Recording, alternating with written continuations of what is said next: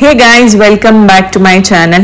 So usually ಎಣ್ಣೆಗಾಯಿ ಅಂದ ತಕ್ಷಣ ಎಲ್ರಿಗೂ ನೆನಪಾಗೋದು ಬದನೆಕಾಯಿ, ಬಟ್ ಕ್ಯಾಪ್ಸಿಕಮ್ ಅಲ್ಲೂ ಎಣ್ಣೆಗಾಯಿ ಮಾಡಬಹುದು, ತುಂಬಾ ರುಚಿಯಾಗಿ ಬರುತ್ತೆ. ಇವತ್ತು ನಾನು ತೋರಿಸೋ ರೆಸಿಪಿನ ನೀವು ಈ ತರ ಕ್ಯಾಪ್ಸಿಕಮ್ ಕೂಡ ಯೂಸ್ ಮಾಡಿ ಮಾಡಬಹುದು ಅಥವಾ ಹೀರೆಕಾಯಿನೂ ಕೂಡ ಯೂಸ್ ಮಾಡಿ ಮಾಡಬಹುದು, ತುಂಬಾ ಚೆನ್ನಾಗಿರುತ್ತೆ. ಸೊ ಹೇಗೆ ಮಾಡೋದು ಅಂತ ನಾನು ಈ ವಿಡಿಯೋದಲ್ಲೇ ತಿಳಿಸ್ಕೊಡ್ತೀನಿ. So let's start the video.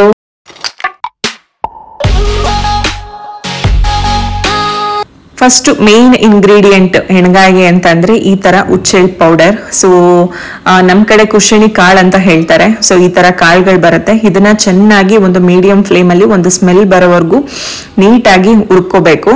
So ಇದು ಚೆನ್ನಾಗಿ ಹುರಿದಾದ್ಮೇಲೆ ಒಂದು ಪ್ಲೇಟಿಗೆ ಹಾರಕ್ ಬಿಟ್ಬಿಟ್ಟು ಸೊ ಒಂದು ಸ್ವಲ್ಪ ರುಚಿಗೆ ತಕ್ಕಷ್ಟು ಒಂದು ಸ್ವಲ್ಪ ಕಲ್ಲುಪ್ಪು ಹಾಕೋಬೇಕು. ಚೆನ್ನಾಗಿ ಆರಾದ್ಮೇಲೆ ನೀಟಾಗಿ ಗ್ರೈಂಡ್ ಮಾಡ್ಕೊಂಡು ಪೌಡರ್ ಮಾಡಿ ಎತ್ತಿಟ್ಕೊಂಡ್ರೆ ಸೊ ಎಲ್ಲಾ ಪಲ್ಯಗಳಿಗೂ ಇದನ್ನ ಯೂಸ್ ಮಾಡ್ಬೋದು.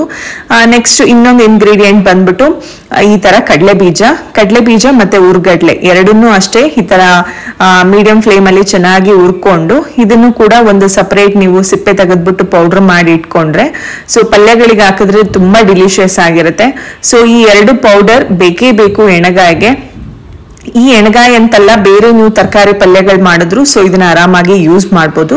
ನೆಕ್ಸ್ಟ್ ಬಂದು ಮಸಾಲೆನ ರೆಡಿ ಮಾಡ್ಕೊಳ್ಳೋದು ನಾನು ನಿಮ್ಗೆ ತೋರಿಸ್ತೀನಿ. ಸೊ ಫಸ್ಟ್ ಇಲ್ಲಿ ಸಣ್ಣದಾಗಿ ಒಂದು 2 ದೊಡ್ಡ ಈರುಳ್ಳಿನ ಸಣ್ಣದಾಗಿ ಹೆಚ್ಚಿಟ್ಕೊಂಡಿದ್ದೀನಿ, ಮತ್ತೆ ಸ್ವಲ್ಪ ಕೊತ್ತಂಬರಿ ಸೊಪ್ಪು ಕೂಡ ಆಡ್ ಮಾಡ್ತಾ ಇದ್ದೀನಿ.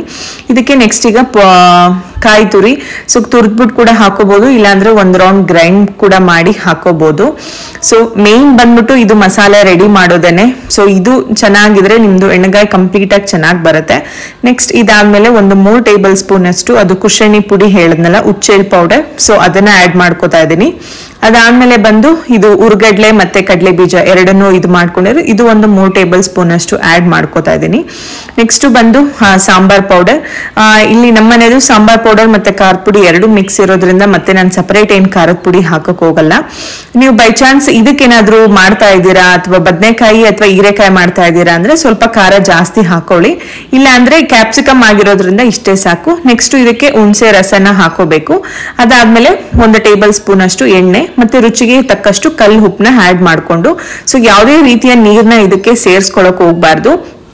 ನೀರಿಂದಲೇನೆ ಬರೀ ಎಣ್ಣೆ ಮತ್ತೆ ಹುಣಸೆ ರಸದಲ್ಲೇ ನೀಟಾಗಿ ಇದನ್ನ ಮಿಕ್ಸ್ ಮಾಡ್ಕೋಬೇಕು. ಸೊ ಇದೇ ತುಂಬಾ ರುಚಿಯಾಗಿರುತ್ತೆ. ಕಲಿಸ್ತಾ ಇರ್ಬೇಕಾದ್ರೆ ಘಮ ಘಮ ಅಂತ ಸ್ಮೆಲ್ ಬರುತ್ತೆ. ಸೊ ಅಷ್ಟು ಡಿಲಿಷಿಯಸ್ ಆಗಿರುತ್ತೆ. ನನಗೆ ಪರ್ಸ್ನಲಿ ಇದನ್ನೇ ಹಸಿದೇ ಒಂಥರ ತುಂಬಾ ರುಚಿ ಕೊಡುತ್ತೆ. ಸೊ ಇದನ್ನೇ ತಿಂತಾ ಇರ್ತೀನಿ. ನಿಮ್ಗೆ ಜಾಸ್ತಿ ಗ್ರೇವಿ ಬೇಕು ಅಂದ್ರೆ ಈ ಪೌಡರ್ನ ಜಾಸ್ತಿ ಮಾಡ್ಕೊಳ್ಳಿ, ಇಲ್ಲ ನಮ್ಗೆ ಕಮ್ಮಿ ಇದ್ರು ಓಕೆ ಅಂದ್ರೆ ಕಮ್ಮಿ ಮಾಡ್ಕೊಳ್ಳಿ. ಸೊ ಅದು ನಿಮ್ಮ ಕಂಪ್ಲೀಟ್ಲಿ ಇದು ನಿಮ್ ಟೇಸ್ಟ್ಗೆ ಡಿಪೆಂಡ್ ಆಗುತ್ತೆ. ನೆಕ್ಸ್ಟ್ ನಾನು ಇಲ್ಲಿ ಕ್ಯಾಪ್ಸಿಕಮ್ ತಗೊಂಡಿದ್ದೀನಿ. ಈ ತರ ನಾನು ತೋರಿಸೋ ರೀತಿ 4 ಭಾಗ ಕಟ್ ಮಾಡಿ ಇಟ್ಕೋಬೇಕು.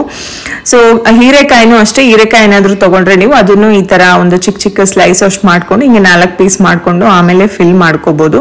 ಬದನೆಕಾಯಿನೂ ಅಷ್ಟೇ, ಸೊ ಈ ತರ ಮಾಡ್ಕೋಬಹುದು. ತೊಟ್ಟಿದ್ರು ಏನ್ ತೊಂದರೆ ಇಲ್ಲ, ಅದು ಚೆನ್ನಾಗಿರತ್ತೆ. ಸೊ ಈ ತರ ಎಲ್ಲ ತಗೊಂಡು ಒಂದು ಇನ್ನು ನಾನು ಇಲ್ಲಿ ಸ್ವಲ್ಪ ದೊಡ್ಡದು ತಗೊಂಡಿದ್ದೀನಿ ಅಂತ ಹೇಳ್ಬೋದು. ಈ ಕಡೆ ಅಷ್ಟು ನಾಟಿ ಕ್ಯಾಪ್ಸಿಕಮ್ಗಳು ಸಿಗಲ್ಲ, ಬಟ್ ನಮ್ ಕಡೆ ಎಲ್ಲ ಚಿಕ್ಕದು ನಾಟಿ ಸಿಗುತ್ತೆ. ಅದು ಇನ್ನೂ ರುಚಿಯಾಗಿರುತ್ತೆ, ತುಂಬಾ ಪುಟಾಣಿಗಿರತ್ತಲ್ಲ. ಸೊ ಅದರಲ್ಲಿ ನೀವು ಎಣ್ಣೆಗಾಯಿ ಮಾಡಿದ್ರೆ ಅದ್ರದ್ದು ಇನ್ನೂ ರುಚಿ ಜಾಸ್ತಿ ಇರುತ್ತೆ. ಬಟ್ ಎಲ್ಲಾ ಟೈಮಲ್ಲಿ ಎಲ್ಲಾ ಕಡೆ ಸಿಗಲ್ಲ. ಸೊ ಹಾಗಾಗಿ ಈ ತರ ಕ್ಯಾಪ್ಸಿಕಮ್ ಅಲ್ಲೇ ಚಿಕ್ಕದು ಆರಿಸ್ಕೊಂಡು ಬಂದಿದ್ದೀನಿ. ಇದಾದ್ಮೇಲೆ ನೆಕ್ಸ್ಟ್ ಅದು ಗ್ರೇವಿ ಏನಿರುತ್ತಲ್ಲ ಅದನ್ನ ನೀಟಾಗಿ ಫಿಲ್ ಮಾಡ್ಕೋತಾ ಬರ್ಬೇಕು. ಸೊ ಫುಲ್ ಆಗಿ ಫಿಲ್ ಮಾಡಿ ಅದನ್ನ ನೀಟಾಗಿ ಕ್ಲೋಸ್ ಮಾಡಿ ಇಟ್ಕೋಬೇಕು. ಸೊ ನಮ್ಗೆ ಮನೇಲಿ ಈ ತರ ಕ್ಯಾಪ್ಸಿಕಮ್ಗಿನ ಗ್ರೇವಿನ ಜಾಸ್ತಿ ಇಷ್ಟಪಡ್ತಾರೆ ಇದ್ರದ್ದು. ಸೊ ಹಾಗಾಗಿ ಗ್ರೇವಿನ ಜಾಸ್ತಿ ಮಾಡ್ಕೊಂಡಿದ್ದೀನಿ. ಎಷ್ಟಾಗುತ್ತೋ ಅಷ್ಟು ಫಿಲ್ ಮಾಡಿ ಇನ್ನ ಮಿಕ್ಕಿದನ್ನ ಆರಾಮಾಗಿ ನಾರ್ಮಲ್ ಅದು ನಾವು ಪಲ್ಯ ಮಾಡ್ಬೇಕಾರೆ ಮಿಕ್ಕಿದ್ದನ್ನ ಹಾಕಿದ್ರಾಯ್ತು. ಸೊ ಅವಾಗ ಗ್ರೇವಿನೂ ಜಾಸ್ತಿ ಬರುತ್ತೆ. ಸೊ ಯಾರೆಲ್ಲ ಈ ತರ ತುಂಬಾ ತರ ವೆರೈಟೀಸ್ ಇದೆ ಎಣ್ಣೆಗಾಯಲ್ಲಿ, ಒಬ್ಬೊಬ್ರು ಒಂದೊಂದ್ ತರ ಮಾಡ್ತಾರೆ. ಬಟ್ ಈ ತರ ಒಂದ್ಸಲ ಟ್ರೈ ಮಾಡಿ ನೋಡಿ, ತುಂಬಾ ರುಚಿಯಾಗಿರುತ್ತೆ. ಸೊ ಇದೇ ಸೇಮ್ ಇಂಗ್ರೀಡಿಯೆಂಟ್ಸ್ ನ ನೀವು ಹೀರೆಕಾಯಿಗೂ ಹಾಕ್ಬೋದು, ಬದನೆಕಾಯಿಗೂ ಹಾಕ್ಬೋದು, ಮತ್ತೆ ಈ ತರ ಕ್ಯಾಪ್ಸಿಕಮ್ಗೂ ಹಾಕ್ಬೋದು. ಬದನೆಕಾಯಿಗೆ ಮತ್ತೆ ಹೀರೆಕಾಯಿಗೆ ಸ್ವಲ್ಪ ಖಾರನ ಜಾಸ್ತಿ ಹಾಕೊಳ್ಳಿ. ಅದು ಬಿಟ್ರೆ ಈ ಕ್ಯಾಪ್ಸಿಕಮ್ಗೆ ಇಷ್ಟು ಖಾರ ಇದ್ರೂ ಸಾಕು. ಸೊ ನೆಕ್ಸ್ಟ್ ಇಲ್ಲಿ ಆರಾಮಾಗಿ ನೀಟಾಗಿ ಎಲ್ಲ ಫಿಲ್ ಮಾಡ್ಕೊಂಡು ನೆಕ್ಸ್ಟ್ ಒಂದು ಒಗ್ಗರಣೆ ಕೊಟ್ಕೊಂಡ್ರೆ ಸೊ ಆರಾಮಾಗಿ ರೆಡಿ ಆಗುತ್ತೆ. ನಾನು ತೋರಿಸೋ ರೀತಿನೇ ಫಿಲ್ ಮಾಡ್ಕೊಳ್ಳಿ. ಜಾಸ್ತಿ ಫಿಲ್ ಮಾಡಿದಷ್ಟು ಅದು ನಿಮಗೆ ಉಂಡೆ ಒಂದು ಇಷ್ಟು ಹಾಕೊಂಡು ತಿಂದಾಗ ತುಂಬಾ ಚೆನ್ನಾಗಿರುತ್ತೆ. ಸೊ ನೋಡಿ ನಾನಿಲ್ಲಿ ಒಂದು 6 ಅಷ್ಟು ತಗೊಂಡಿದ್ದೀನಿ. ಸೊ ನಮ್ಮ ಮನೇಲಿ 4 ಜನ ಇರೋದ್ರಿಂದ ಇನ್ನೂ ಅಷ್ಟು ಮಸಾಲೆ ಉಳಿದಿದೆ. ನೆಕ್ಸ್ಟ್ ಇದನ್ನ ಕುಕ್ಕರಲ್ಲಿ ಮಾಡ್ತಾ ಇರೋದು. ಸೊ ಸಾಸಿವೆ ಜೀರಿಗೆ ಹಾಕೊಂಡು ಅದಾದ್ಮೇಲೆ ಜಜ್ಜಿ ಇಟ್ಕೊಂಡಿರುವಂತ ಬೆಳ್ಳುಳ್ಳಿ, ಒಂದು ರುಚಿಗೆ ಒಂದು 2-3 ಹಸಿಮೆಣಸಿನ್ಕಾಯಿ ಸೀಳ್ಬಿಟ್ಟು ಹಾಕೊಂಡು ಕರಿಬೇವು ಹಾಕೊಂಡಿದ್ದೀನಿ. ಇದನ್ನ ಚೆನ್ನಾಗಿ ಫ್ರೈ ಮಾಡ್ಕೋಬೇಕು. ಸೊ ಇದನ್ನ ನೀವು ಕುಕ್ಕರಲ್ಲಿ ಬೇಡ ಅಂದ್ರೆ ಡೈರೆಕ್ಟ್ ಆಗು ಕೂಡ ಮಾಡ್ಕೋಬಹುದು. ಕುಕ್ಕರಲ್ಲಿ ಒಂದೇ ಒಂದು ವಿಷಲ್ ಕೂಗ್ಸಿದ್ರೆ ಸಾಕು, ಚೆನ್ನಾಗಾಗತ್ತೆ.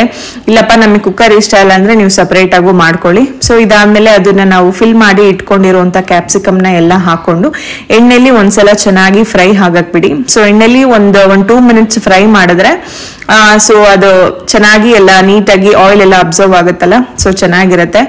ಇದು ಸ್ವಲ್ಪ ಎಣ್ಣೆ ಜಾಸ್ತಿನೇ ಇರುತ್ತೆ ಎಣ್ಗಾಯಲ್ಲಿ ಹೇಳ್ಬೇಕು ಅಂದ್ರೆ, ಯಾಕಂದ್ರೆ ಫಿಲ್ ಮಾಡ್ಬೇಕಾರೆಲ್ಲ ಎಣ್ಣೆನೇ ಯೂಸ್ ಮಾಡಿರ್ತೀವಿ. ಇದಾದ್ಮೇಲೆ ಅದು ಮಿಕ್ಕಿರೋ ಐಟಮ್ ಇರುತ್ತಲ್ಲ, ಅದು ಗ್ರೇವಿ ಏನಿತ್ತಲ್ಲ, ಸೊ ಅದನ್ನು ಕೂಡ ಸ್ವಲ್ಪ ನೀರ್ ಮಿಕ್ಸ್ ಮಾಡ್ಕೊಂಡು ಹಾಕೊಂಡು ಇಷ್ಟೇ ಕನ್ಸಿಸ್ಟೆನ್ಸಿಲಿ ಇರಲಿ, ಜಾಸ್ತಿ ಫಿಲ್ ಮಾಡೋ ರೀತಿಲಿ ನೀರ್ ಹಾಕೋಬೇಡಿ. ಸೊ ಇಷ್ಟಿದ್ರೆ ಸಾಕು, ಒಂದು ಅರ್ಧ ಮುಳುಗೋ ಅಷ್ಟಿದ್ರೆ ಸಾಕು. ಸೊ ಅವಾಗ ಚೆನ್ನಾಗಿ ಕ್ರೀಮಿಯಾಗಿ ಬರುತ್ತೆ. ಸೊ ನೋಡಿ ನೆಕ್ಸ್ಟ್ ಫೈನಲಿ ಒಂದೇ ಒಂದು ವಿಷಲ್ ಕೂಗ್ಸಿದ್ರೆ ಸೊ ಇಷ್ಟು ಡಿಲಿಷಿಯಸ್ ಆಗಿ ಅದು ಮೇಲ್ಗಡೆ ಎಣ್ಣೆ ಎಲ್ಲ ತೇಲ್ತಾ ಇರುತ್ತೆ. ರೊಟ್ಟಿ ಜೊತೆ, ಚಪಾತಿ ಜೊತೆ, ಈವನ್ ರೈಸ್ ಕೂಡ ತುಂಬಾ ಚೆನ್ನಾಗಿರುತ್ತೆ. ಒಳ್ಳೆ ಕಾಂಬಿನೇಷನ್ ಇದು. ಸೊ ನೀವು ಯಾರೆಲ್ಲ ಟ್ರೈ ಮಾಡಿಲ್ಲ ಅಂದ್ರೆ ಮಾಡಿ. ಸೊ ಹೋಪ್ ನಿಮ್ಗೆ ವಿಡಿಯೋ ಇಷ್ಟ ಆಗಿದೆ ಅಂತ ಅನ್ಕೋತೀನಿ. ಮತ್ತೆ ಮುಂದಿನ ವಿಡಿಯೋದಲ್ಲಿ ಸಿಗ್ತೀನಿ. Till then love you all, take care, bye.